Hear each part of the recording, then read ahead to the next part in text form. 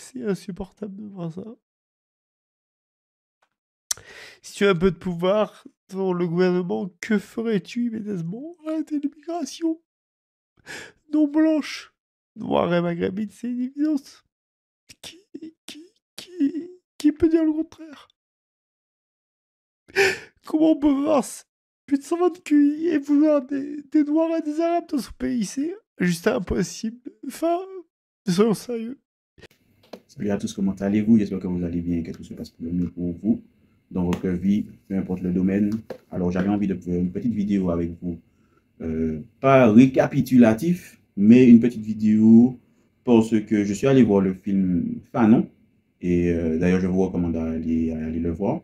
C'est un film qui est très intéressant pour ceux qui connaissent la biographie de Fanon ou ceux qui ne connaissent pas, parce que c'est toujours bien en tant qu'antillais de pouvoir connaître les personnages historiques et les personnages importants de notre histoire, puisque à l'école, on nous a appris beaucoup de personnages importants de l'histoire des autres, mais pas beaucoup de personnages de notre histoire. Donc, rien que pour ce devoir de mémoire-là, je vous recommande d'aller voir ce film-là, qui est très intéressant. Alors, je ne suis pas là pour pouvoir faire, à proprement parlant, une review du film, même si j'ai trouvé le film intéressant, malheureusement, en 2h13 de film, il n'y a pas la possibilité de raconter toute la vie de Fanon, puisqu'une vie ne peut pas se tenir sur un format de 2h13.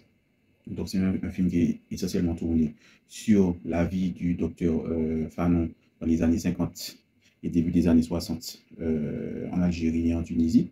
C'est essentiellement là qu'il a vécu sa vie d'adulte.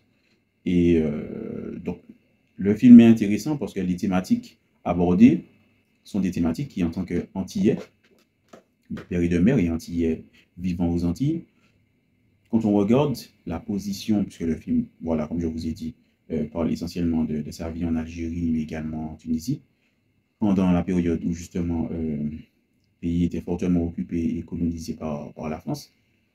Quand on regarde ce film-là du point de vue avec l'œil d'un Antillais, on comprend aussi beaucoup de choses, puisque les Antilles, alors on parle d'anciennes colonies, mais bon, moi qui vivant sur place, je peux très bien affirmer que nous sommes toujours, à bien des égards, des colonies de la France.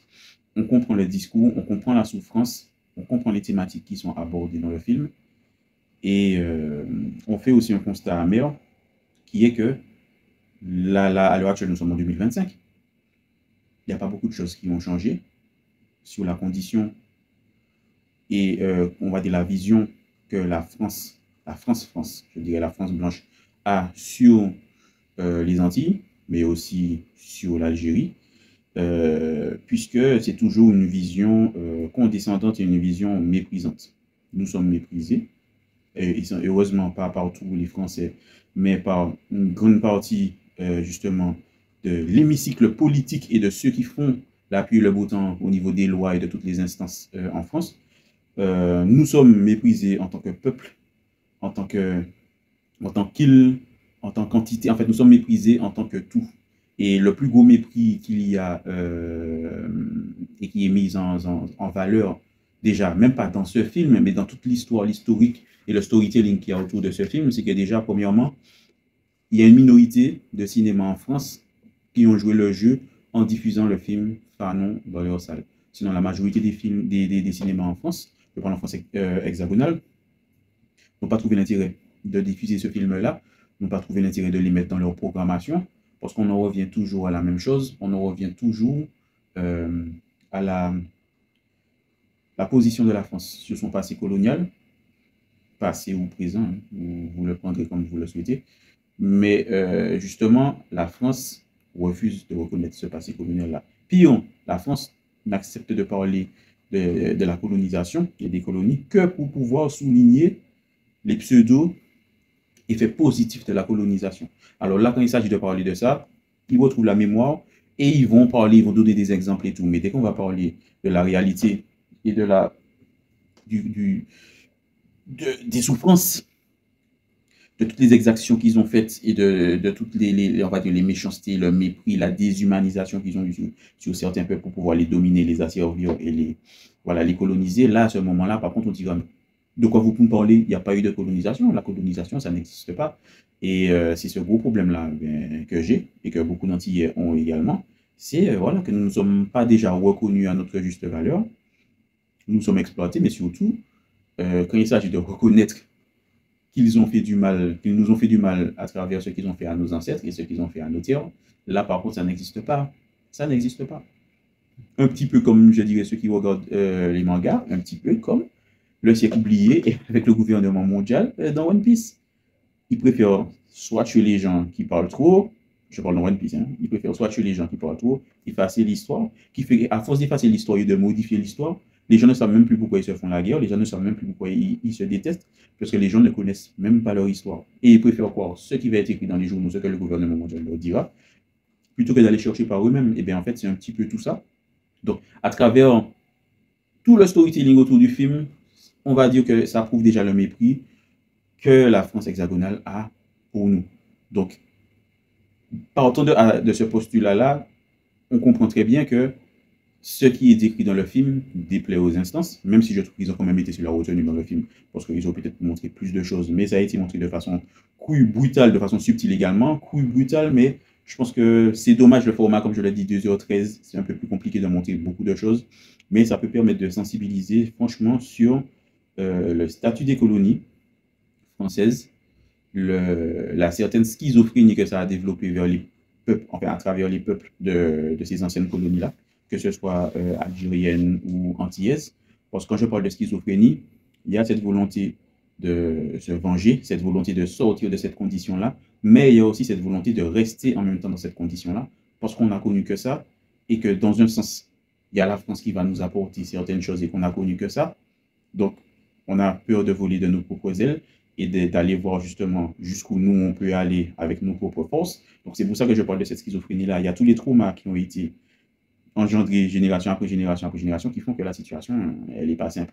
Et on le voit dans le film, comme le dit Fanon, il n'a pas la prétention de révolutionner quelque chose en quelques mois sur des choses qui devraient prendre des siècles et des siècles pour pouvoir être révolutionnées. Mais il faut déjà prendre conscience de la chose pour pouvoir commencer à mettre en place des choses pour révolutionner la chose. Donc, c'est pour ça que je trouve que le film, il est intéressant.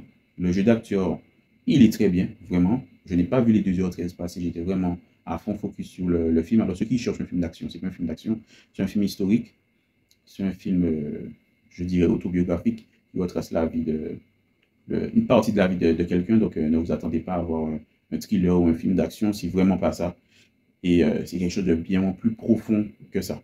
Et vraiment, j'ai vu que sur les réseaux, il y a eu une polémique, ou même pas il y a une polémique, et c'est toujours le même sujet, le même problème qui revient, puisque j'ai lu des gens qui disaient que oui, ils ont regardé le film était intéressant, mais ils n'arrivent pas à se retirer de la tête le fait que Fanon était avec une blanche. Et même que l'acteur, dans la réalité, j'ai oublié comment il s'appelle, son nom de famille c'est Bouillet, mais lui également est en couple avec une femme justement caucasienne, et que en fait ça pose problème. Alors le fait que Fanon ait été avec une femme blanche, je ne vois pas où ça pose problème, parce qu'il était engagé pour sa communauté. Sa femme également était très engagée pour la communauté justement antillaise et la communauté algérienne. Donc je ne vois pas où est-ce que ça pose un problème. Si jamais on doit encore résumer comment dire ça, une histoire, une couleur de peau, c'est ce qui est dommage, parce que ce qu'on reproche à certaines personnes, nous-mêmes on le fait. On va reprocher à certaines personnes de ne pas accepter les couples mixtes, c'est-à-dire les blancs d'accepter les noirs dans un couple mixte. Et là, en fait, nous, les noirs, on n'accepte pas un blanc dans un couple mixte. Après tout ça, même chose, ce sont des histoires de trauma, mais pas que. Je trouve que c'est un petit peu... c'est un peu de l'hypocrisie. Je ne dirais pas de la schizophrénie, mais je ne sais pas quel autre mot employer. Mais c'est un petit peu dommage. Par contre, je peux comprendre que les propos de la femme de l'acteur, c'est-à-dire la femme de l'acteur qui interprète Fanon, aient pu déranger, choquer certaines personnes, parce qu'il y avait une petite vidéo qui tournait où elle était en train de déconner avec lui, et elle parlait de ses cheveux, et elle a pris un accent, je ne sais pas si c'est à connotation antillaise ou à connotation, on va dire, africaine, où elle disait tu l'as enfin, ta femme blanche aux cheveux frisés, et ci et ça. Alors franchement, moi je trouve que c'était une blague de mauvais goût, euh, elle aurait pu s'abstenir. Est-ce que c'était méchant? Je pense que c'était plus maladroit que méchant, mais bon, les maladresses, on a déjà l'habitude. Hein. De la même manière, Antoine Griezmann, que je kiffe beaucoup en tant que footballeur, avec son blackface là à l'époque, c'était de la maladresse, mais c'était surtout de la connerie, parce que voilà, tu peux pas me dire qu'on est dans les années 2020, tu te permets quand même de faire quelque chose comme ça, que tu sois maladroit ou pas, mais c'est la même chose en fait pour elle. Mais passer au-delà de ça, je comprends pas le problème que c'est que Fanon ait été avec une femme blanche. Parce on va ouvrir ce débat.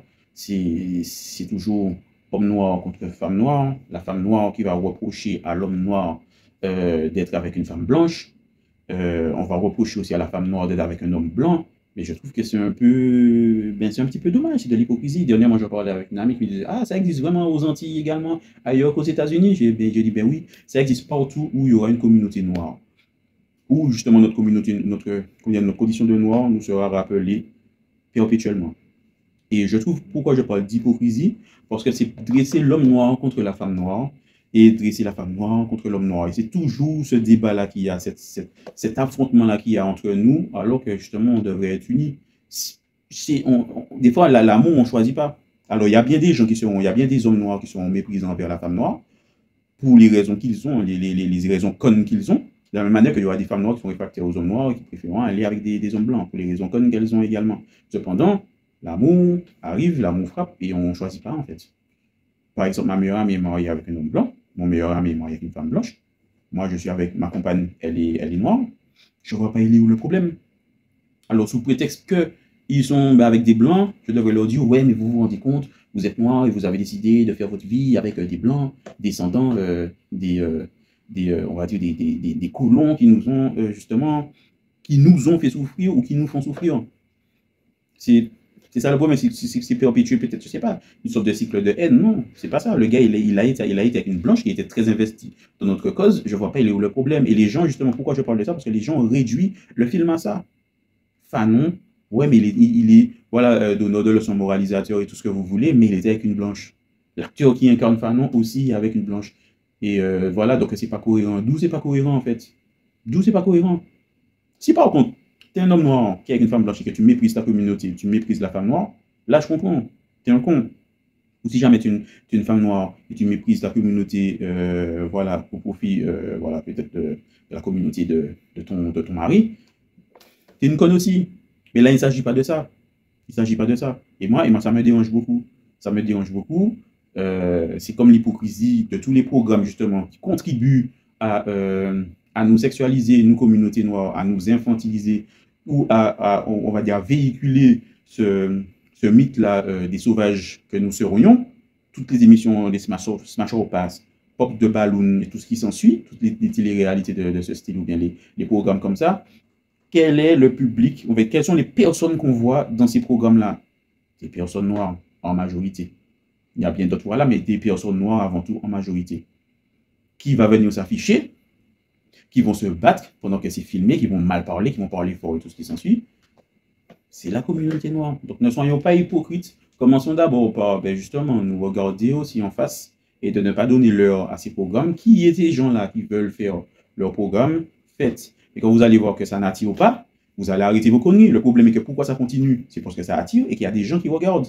Alors certains parleront en fait, d'une minorité bruyante qui rend ces programmes-là famous, qui font le buzz et tout. C'est une minorité bruyante et qui ne sont pas là pour pouvoir porter vers le haut la communauté noire.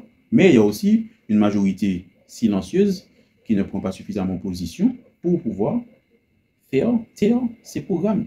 Parce que les mêmes qui vont critiquer, ce sont les mêmes qui vont aller se donner un spectacle dans ces émissions-là. Et quand finalement, certaines personnes vont préférer pas se tourner vers elles et se tourner vers des gens, on dira, d'une autre ethnie, là, ça va poser problème. Là, ça va poser problème. Vous préférez aller regarder par-ci, par-là. Oui.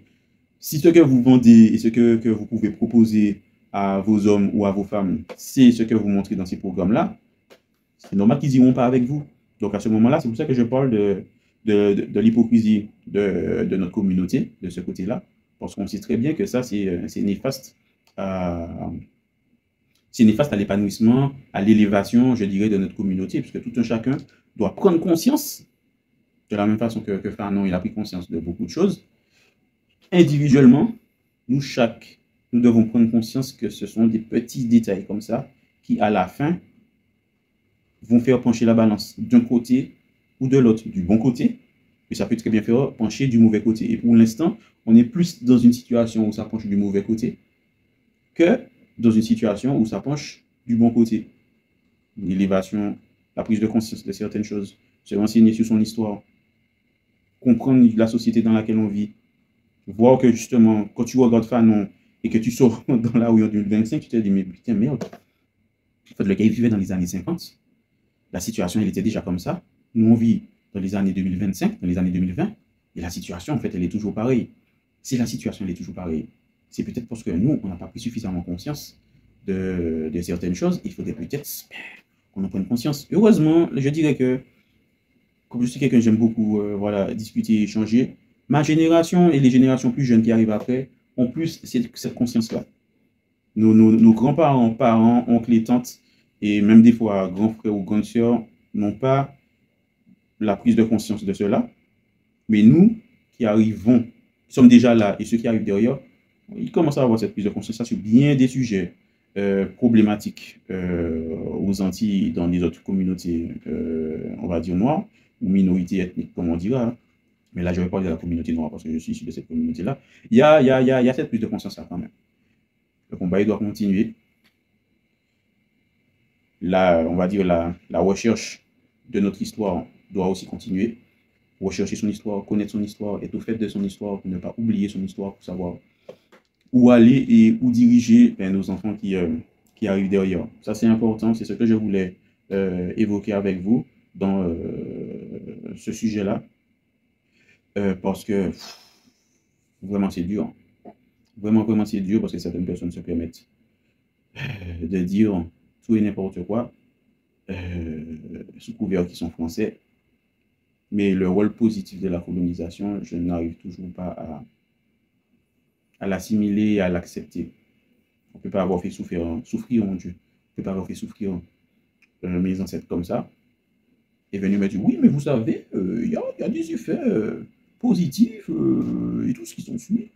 Franchement, estimez-vous heureux et remerciez-nous, parce que franchement, sans nous, vous ne seriez pas ce que vous êtes maintenant.